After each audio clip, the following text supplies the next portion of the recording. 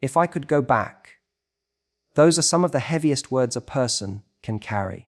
We've all felt it, that ache in your chest when you realize the moment's past, the opportunity's gone, or the person isn't coming back. And the worst part, regret doesn't show up when you're making the decision. It doesn't knock politely and say, "Hey, just letting you know, you'll wish you'd done this differently." No, it shows up after. When you're lying in bed wondering, what if I'd spoken up? When the phone doesn't ring anymore. When someone else takes the chance you were too afraid to grab. We don't regret the risk. We regret the hesitation. We regret the excuses. We regret that we waited, and now it's too late. Today isn't about guilt. It's about getting honest. Because if we can recognize the signs of future regret now, we can do something that most people never do. We can live in a way we'll actually be proud of later. Let's talk about how. We don't often recognize regret when it's forming. It doesn't crash into our lives with alarms and bright lights. Instead, it shows up quietly in the choices we avoid, the conversations we don't have, the truths we never admit. It whispers at first. It's that subtle tug in your gut that says, "You should probably speak up," or "You're not really happy here," or "This moment won't last forever." But instead of acting, we silence it.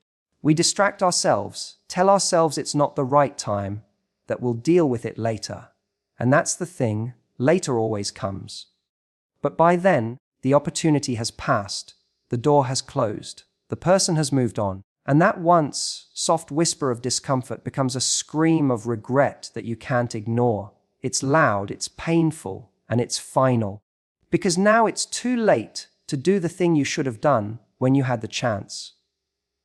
Most people don't regret things they did. They regret what they didn't do. They regret not saying, "I love you," when it mattered. Not leaving a relationship that was slowly breaking their spirit.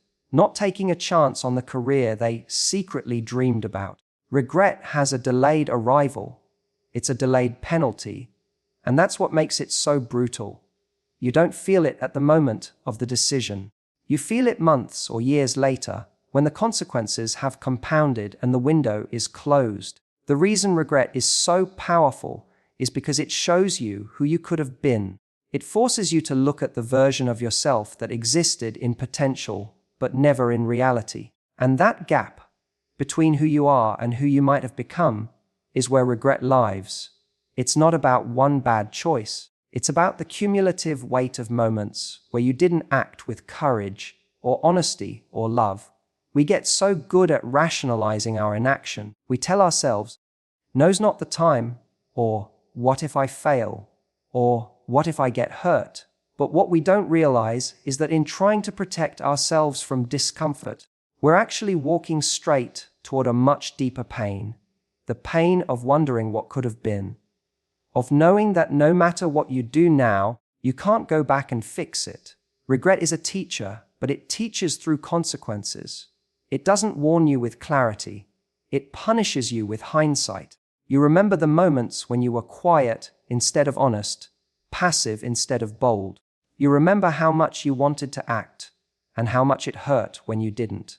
And the truth is, most of us don't get second chances at the things that really matter. That's why regret stings. It's final. So why does this happen? Because we assume time will keep offering us chances. We think people will wait. We believe we'll feel ready one day. But life doesn't work like that. Most of the time, the right moment isn't a comfortable one. It's inconvenient. It's scary, but it's there. And if you don't take it, it doesn't come back. That's why the whisper matters. That small discomfort you feel now, that voice saying, "You should do something," is actually your future self begging you to act, because they know what it's like to live with the consequences, and they don't want you to wait until regret starts screaming. We chase comfort like it's the prize.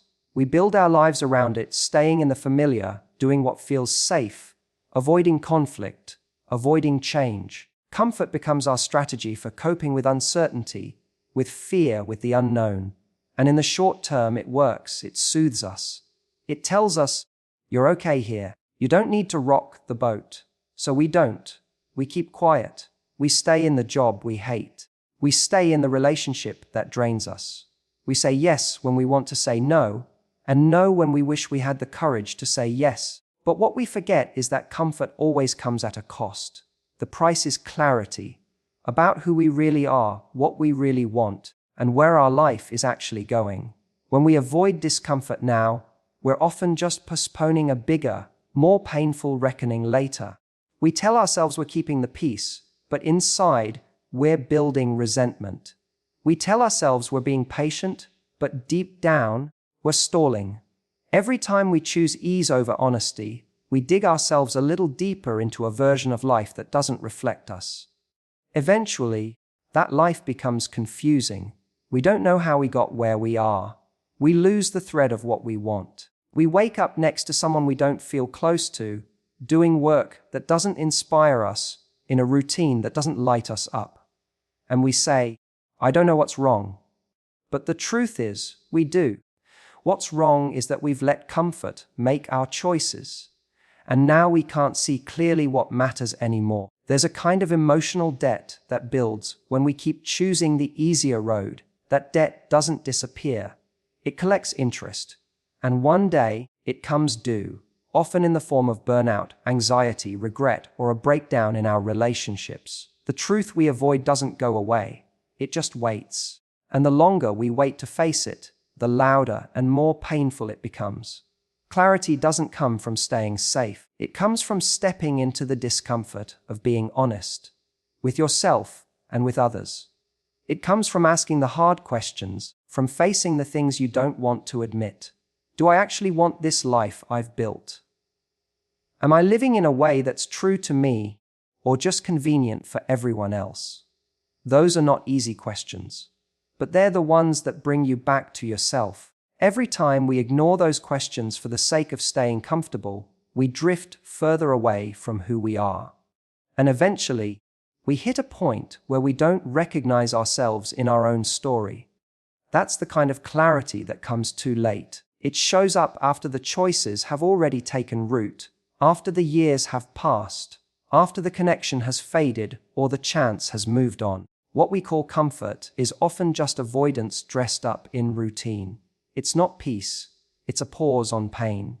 And that pause doesn't last forever. There's a moment that comes when you realize comfort didn't protect you. It only delayed the discomfort until it had grown into something much harder to face. So, while it's tempting to stay where it's warm and quiet and familiar, it's worth asking, what is it costing you? Because clarity doesn't live in comfort. It lives in the choices that stretch you, the ones that scare you, the ones that force you to get real. If you want a life that feels honest, connected, and full, you can't keep trading that for what's easy right now. When we look back on the defining moments of our lives, the ones that stay with us aren't usually the mistakes we made while trying. They're the chances we didn't take at all, the relationship we were too scared to pursue, the career we talked ourselves out of, the conversation we never had. There's a kind of pain that comes with trying and failing, sure, but it's clean. It stings for a while, and then it fades. You learn from it, you grow from it. But the pain of never trying, that pain lingers. It turns into wondering. It turns into what if. The fear of failure stops so many people from moving forward. We build entire narratives around the idea that we're not ready, that we're not good enough, that something bad will happen if we step out of line or step out of comfort. We imagine every possible scenario where things go wrong, where we're rejected, embarrassed, heartbroken, or judged. And sometimes we convince ourselves that staying put, staying quiet, staying hidden is the safer option. But what we don't realize is that staying stuck is not safety. It's just a slower kind of pain. Trying, even when it doesn't work out, at least brings clarity. You get to say, I went for it. You get to learn something about yourself. You stretch your limits. You grow your confidence, even in defeat. You create a story that belongs to you. But when you don't try, you leave your story unfinished. You don't get the experience. You don't get the lesson. and you don't get the closure. All you're left with is the version of life you could have had. And that version haunts you. We often wait for the perfect moment to act. We wait for the right mood, the right signs, the right timing, the right words. But life rarely hands us those things neatly. More often, the moment to act feels messy and scary and uncertain. And if you're waiting to not feel afraid, you'll wait forever. Courage is not the absence of fear. It's moving forward in spite of it. It's saying, this might not work out, but I'd rather know than live with not knowing. The truth is, the biggest risks we take in life aren't the ones that look bold from the outside. They're the quiet, internal choices to bet on ourselves, to say what we mean, to try something even if there's no guarantee. That's where our power lies, and that's where regret loses its grip. Because even if you fall short, you don't carry that weight. You carry pride, you carry experience, you carry proof that you lived. Not trying doesn't protect you, it just delays the realization that you were capable all along. It keeps you from discovering your edge, your resilience, your voice. And eventually, the cost of not trying is far greater than the cost of any single failure. You miss opportunities, you miss growth, you miss connection. And most of all, you miss the chance to become the person you're meant to be.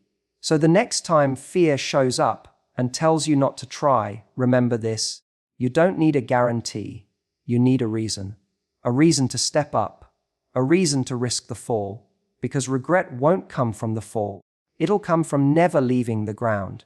Trying is never the mistake, not trying is. And the sooner you realize that, the sooner you start building a life that leaves no room for what if. Some of the most important moments in life are hidden inside conversations we're too afraid to have. The hard conversations, the ones that make your stomach twist, that sit in your throat for days. Those are the ones that define our relationships, our integrity, and our future. But we often run from them. We tell ourselves it's not the right time. We worry we'll make things worse. We fear being misunderstood, rejected, or losing someone entirely. So we hold back, we avoid. We pretend everything's fine while quietly carrying a weight that only grows heavier with time. What we don't realize is that silence doesn't protect us. It imprisons us. Every time we don't speak our truth, we shrink a little. We build walls inside the very relationships that are supposed to feel most open. We start editing ourselves, withholding our needs, our pain, our love, our fears. And over time, what started as one unspoken feeling becomes a pattern. The connection thins, resentment builds, distance grows, all because of words left unsaid. The irony is, we avoid hard conversations because we want to keep people close.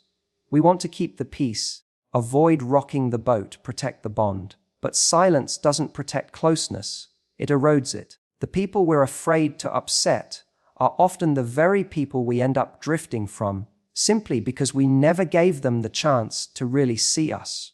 And without honesty, there's no true intimacy. There's just performance. The hardest conversations are usually the ones that matter most.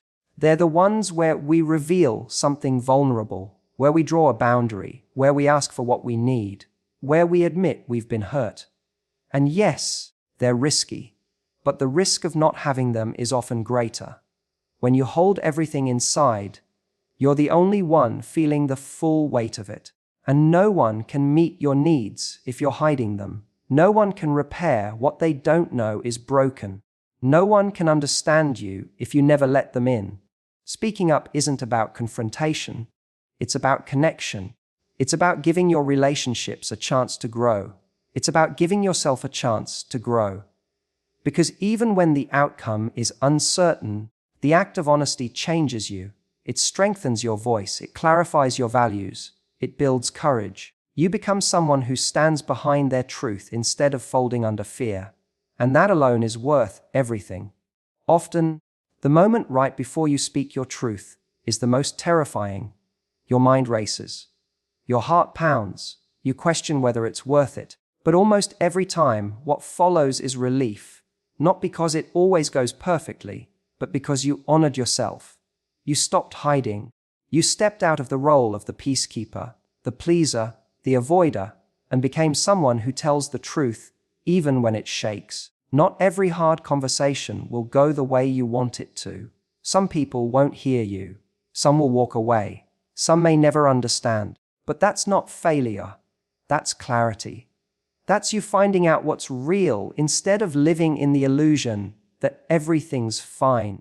And if someone can't handle your truth, they were never holding the version of you that was real in the first place. The longer you wait to have the conversation, the heavier it gets. And eventually, what could have been healed with a single moment of honesty becomes a regret you carry for years. The silence becomes louder than any words could have been. That's why you speak. Not because it's easy, but because your peace depends on it. Because the truth, even when it hurts, always leads somewhere better than the lie you were living with. There's a point in everyone's life where they wish they could go back and do something differently.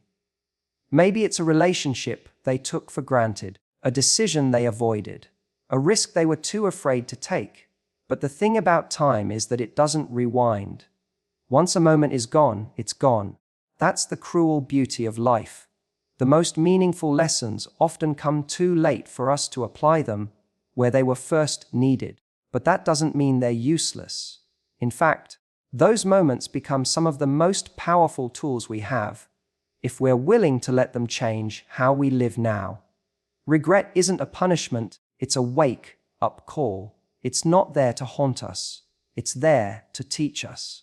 Every regret you've ever had is showing you something about your values, your fears, your patterns. It's your future self looking back and saying, that wasn't the real you. That wasn't what you truly wanted. But the danger lies in thinking that just because we can't change the past, we're stuck in it. We're not. Regret doesn't have to be the end of the story. It can be the beginning of a new one. Most people treat regret like a weight they have to carry forever. They replay moments over and over in their heads, wondering why they didn't speak up, why they let something go, why they didn't act. But staying stuck in the past doesn't change it. It only robs the present. What actually changes your life is looking regret in the eye and asking, what can I do differently now so I don't feel this again? That's where growth starts. That's where healing happens. You can't undo the past, but you can use it. You can let it sharpen your awareness. You can let it shape your next move. You can live with intention instead of hesitation. It's easy to tell yourself you've missed your chance, that you waited too long, that it's too late to start over, to reconnect, to say what you need to say. But that mindset only leads to more regret. Because the truth is, as long as you're still breathing, you still have time to do something differently. Maybe you can't fix what's broken. Maybe that person won't come back, or that door won't open again. But there will be new people, new doors, new moments that are waiting for a version of you who learned from what happened before. The question isn't whether you've made mistakes. We all have. The question is whether you're willing to learn from them. Are you brave enough to not repeat the same avoidance, the same silence, the same self-betrayal? Regret hurts the most when we keep doing the same things that caused it in the first place. But the moment you change, the moment you make a new choice, the pain of the past begins to lose its grip.